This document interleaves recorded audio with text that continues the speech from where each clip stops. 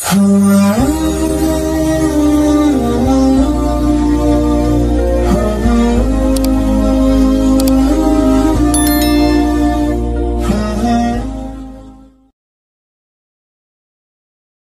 itu kata Ibnu Abbas, ini sunnah nih ya, kalau dikerjakan, ikut sunnah Nabi, dikerjakan dapat bukan hanya pahala, dapat cinta Allah.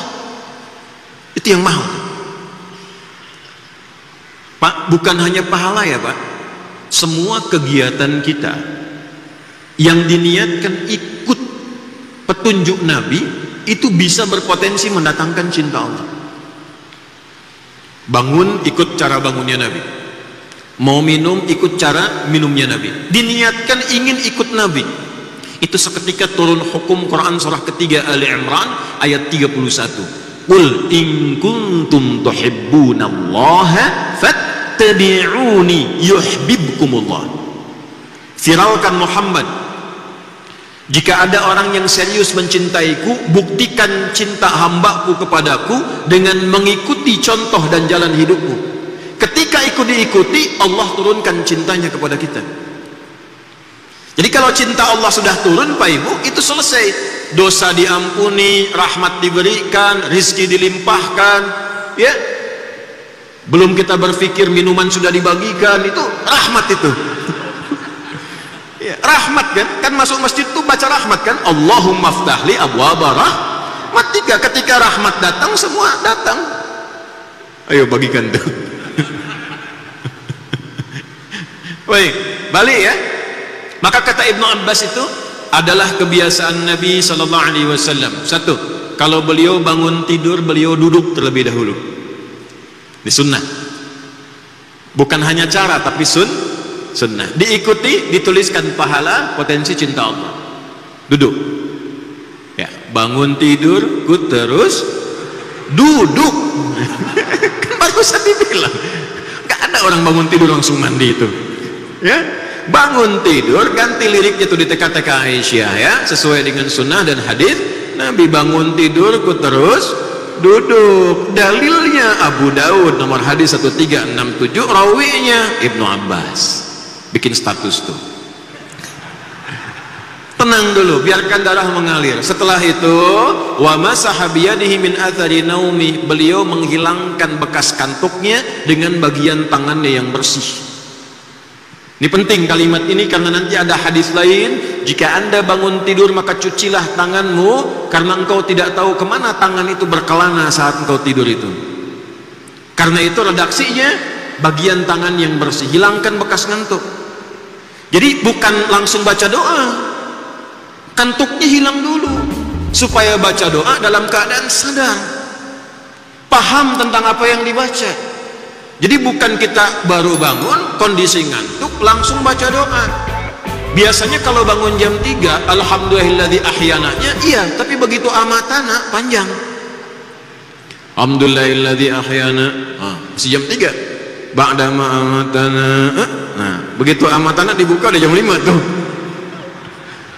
Nggak sadar. Apalagi adzannya yang subuh itu naumnya yang panjang. Di Madinah Ustaz sholatnya yang panjang kan? Saya kemarin di Madinah tuh saya cek lagi, oh betul sholatnya yang panjang pas adzan subuh tuh. As-salatu khairum minan naum. Masjid Nabawi. Begitu ke Sidoarjo kenapa mau yang panjang? As-salatu khairum minan naum. Tidur lagi kita. Karena itu kita sadar dulu, sadar, hilangkan bekas ngantuk. Nah ini poinnya.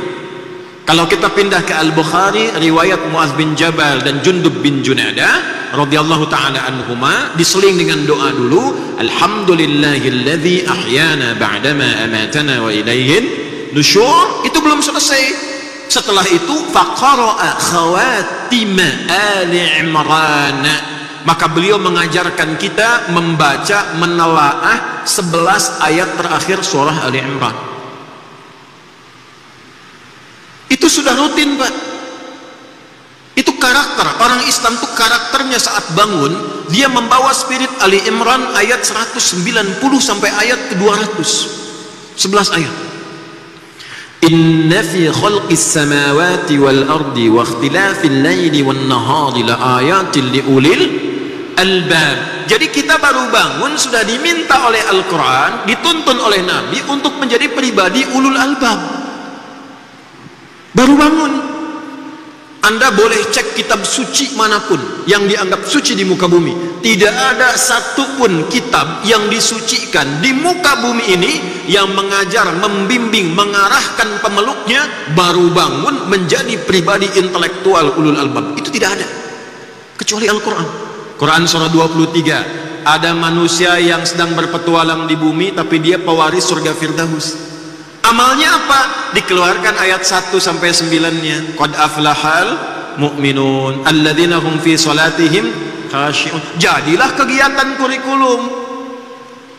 Ingat, bukan profesi. Penghuni surga Firdaus itu profesinya banyak. Bisa dokter, bisa camat, bisa lurah. Tapi punya karakter. Apa karakternya? Kalau sholat khusyuk, kalau sekedar sholat surga biasa. Tapi kalau ingin Firdaus, belajar khusyuk menikmati sholat. 1. Walladzina hum 'anil lagwi mu'ridun. Yang gak penting tepikan. Ini bermanfaat, berkata bermanfaat, katakan. Mendengar ada manfaatnya, dengarkan. Yang tidak ada manfaatnya, dia jauhi. Itu karakter namanya. Profesinya boleh apa saja. Turunkan itu ke bumi.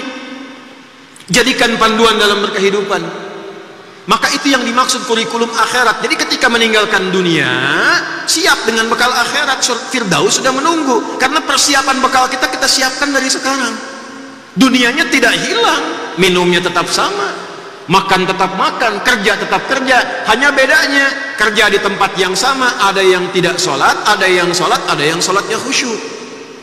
Itu yang kita siapkan. Nah, itulah ulul albab.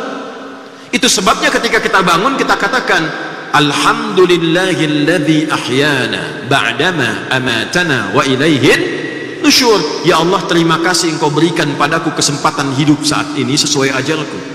Walaupun Kau tahan sementara tadi dalam tidurku. Perhatikan kalimatnya, perhatikan. Aku berjanji sekarang akan menyebar di dunia mencari persiapan bekal untuk pulang kepadamu. Nusyur itu menyebar untuk kembali. Wa ilaihin nusyur, aku sekarang ingin menyebar untuk cari bekal persiapan pulang kepadamu.